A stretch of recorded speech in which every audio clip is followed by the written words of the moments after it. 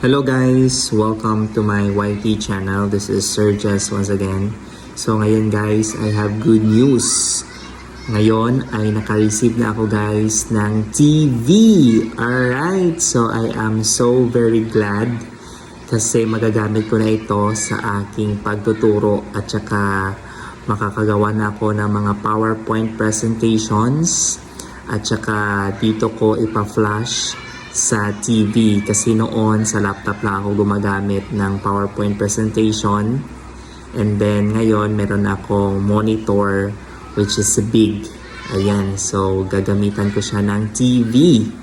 Alright, so ipapakita ko sa inyo guys yung TV na aking na-receive, and I am so very excited na guys kung kailan na ito ipuput up. Ayan, so pero yung TV is nandito na, hindi pa siya na ikabit. Ayan. So, ipapakita ko sa inyo guys. So guys, yung TV, ayan. So, yung pangalan or yung brand ng TV is Sharp. Ayan guys.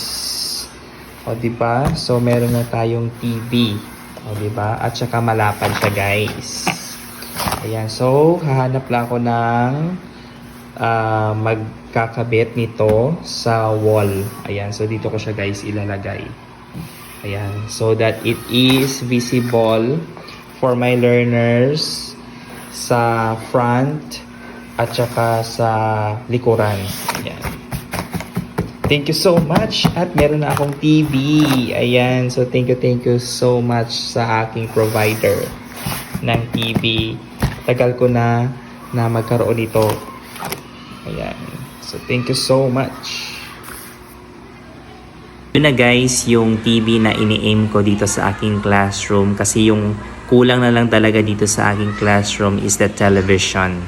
Kasi gustong-gusto ko talaga magka-television dito sa aking classroom. Kasi gagamitin ko siya sa aking classroom instruction. And at the same time, mas maganda pag may TV para interactive yung klase at saka the learners will engage upon the lesson, especially if you are creating games and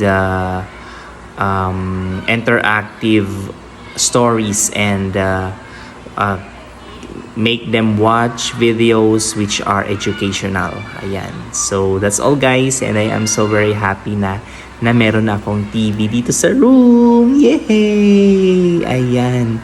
So, thank you guys for watching. So, hindi ko pa siya na-unbox. So, might be kung meron na tayong makitang magkakabit ng TV. Ayan. So, dyan na yung time na i-unbox ko siya. Alright. So, thank you guys for watching this video. And thank you for the support, and God bless everyone. Bye guys. See you on my next vlog.